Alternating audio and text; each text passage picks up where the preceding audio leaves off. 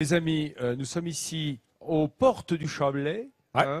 en Haute-Savoie, et on va visiter un petit peu les alentours avec Absolument. Jean-Seb. Camini, si je te dis flénose.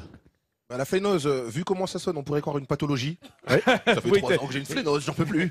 Et je pense que non, c'est plutôt positif, ce sont des oreillers. Magnifique. Voilà. Magnifique. En patois savoyard, c'est l'oreiller. Et l'oreiller Ah parce ouais. que c'est le moellon valleux de Flaine qui a Le vallon moelleux, plutôt. Voilà. Ou le moelleux. Ouais, c'est une contrepétrie, le moelleux valleux. Le moelleux vallon. Le moelleux vallon. Exemple de station intégrée, Flaine créée ex nihilo dans les années 60 de l'association d'une famille de mécènes, les Boissonnat, avec un architecte extrêmement connu, Marcel Breuer. C'est celui, par exemple, qui a fabriqué le siège de l'UNESCO à Paris. Alors, ça plaît ou ça ne plaît pas, c'est une architecture de béton. En tout cas, c'est une vraie démarche architecturale extrêmement intéressante qui intègre l'art avec des sculptures d'artistes, que ce soit Picasso ou Dubuffet, et également une intégration dans un environnement de paysage alpin où on essaye de moins déranger possible la beauté des lieux. Flaine, c'est pour vous.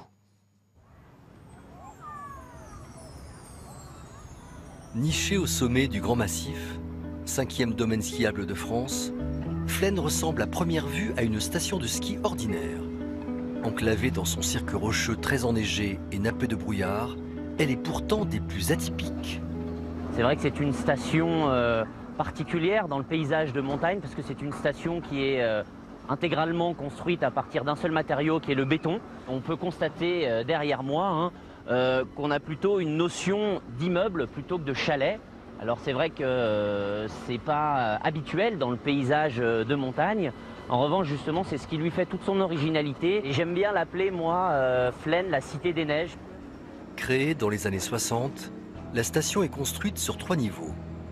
Dans un souci écologique, elle est entièrement piétonne. Alors là, en fait, on va descendre du balcon supérieur de la station, qui est Flaine Forêt, et on se dirige vers la partie intermédiaire qui s'appelle Flaine Forum. Ce sont les Boissonnat, grands mécènes du XXe siècle, qui ont choisi de construire dans ce cirque rocheux une station. Passionnés d'art moderne, ils ont eu l'idée de semer des œuvres au beau milieu des skieurs.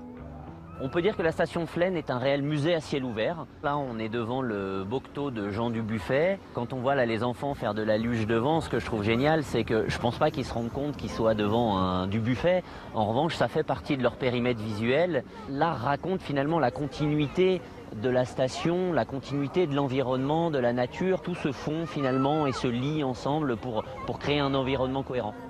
Grâce à sa nature, son architecture et ses sculptures, la station de Flaine est elle aussi une véritable œuvre d'art. Symbole de cet émerveillement, le rez-de-chaussée de la station offre un point de vue unique sur cet incroyable hôtel. Ce géant de béton semble littéralement suspendu dans le vide et accroché à la paroi rocheuse. Si on remet le bâtiment dans le contexte de l'époque, 1969, on est vraiment sur une prouesse. C'est pour ça que je pense que c'est l'emblème de la station. C'est aussi le reflet du challenge qu'a été la création de la station. Mais le lieu qui n'a plus aucun secret pour Nicolas se trouve un peu plus loin, en bas des pistes. Alors maintenant, on va se diriger vers notre projet, l'hôtel Terminal Neige Totem, qui se retrouve juste devant nous, sous cette barre rocheuse. Cet hôtel à l'abandon a été repris par la famille de Nicolas en décembre 2015. Ils ont tout fait pour lui redonner sa superbe et l'intégrer au mieux dans l'environnement. On peut découvrir l'idée là, dans les grandes lignes de la rénovation, c'est-à-dire retrouver le style originel de la station, retrouver un petit peu cette matière béton, parce que quand on a récupéré le bâtiment, les pièces n'étaient pas aussi grandes, n'étaient pas aussi ouvertes. Ça a été assez évident la première fois où on est arrivé de valoriser en fait cet espace qu'on peut apercevoir là, qui est d'une très belle dimension et qui donne finalement toute l'ampleur du bâtiment. Des couloirs où seront présentés les grands artisans de la station, jusqu'aux chambres où l'on retrouve des évocations de l'ourloupe de Jean Dubuffet, les clins d'œil sont nombreux. Décidément, Flaine est unique. C'est la seule station de ski classée au patrimoine des monuments historiques. Une station de ski monument historique. Alors, c'est vrai que c'était un cadeau pour toi, hein, Stéphane. J'ai bien remarqué ça. Ça, j'ai bien remarqué. On a fait le pire, on a fait le meilleur avec le béton, mais c'est quand même C'est ce que un tu dis. matériau On aime ou on n'aime pas. absolument extraordinaire.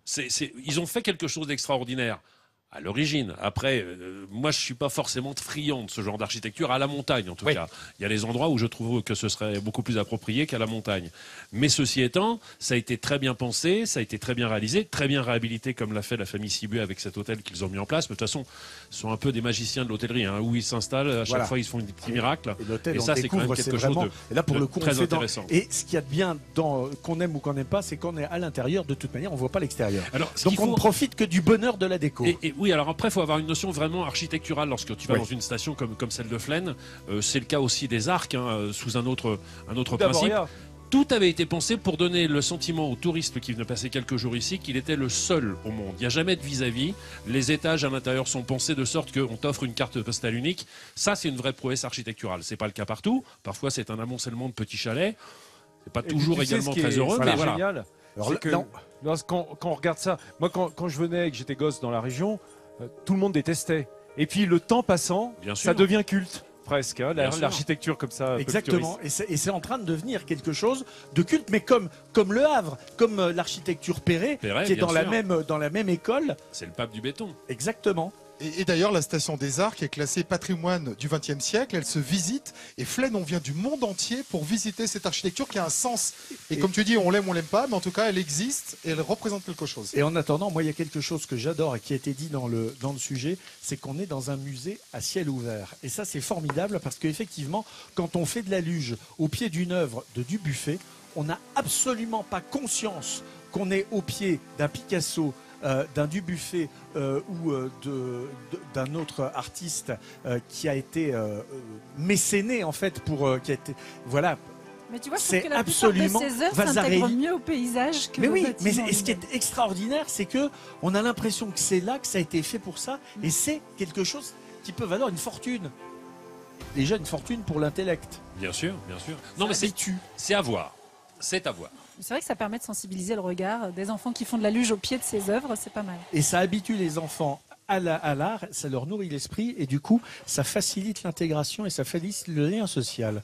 Oui, et puis tu as donné la clé, mon Jean-Seb. C'est vrai que de l'intérieur, et c'est ce que disait Stéphane, on voit de partout la montagne. C'est ce qui est important. On ne regarde pas les immeubles. Il y a une unité architecturale. Il y a un parti pris qui a été mis en place dès le départ. Après, il se respecte, ce parti pris. Il y a des stations où, effectivement, on se retrouve avec des chalets très authentiques, à côté d'immeubles à côté. Enfin, voilà, il y a une variation dans l'architecture parfois qui n'est pas très heureuse. Là, au moins, c'est un parti pris et qui se respecte.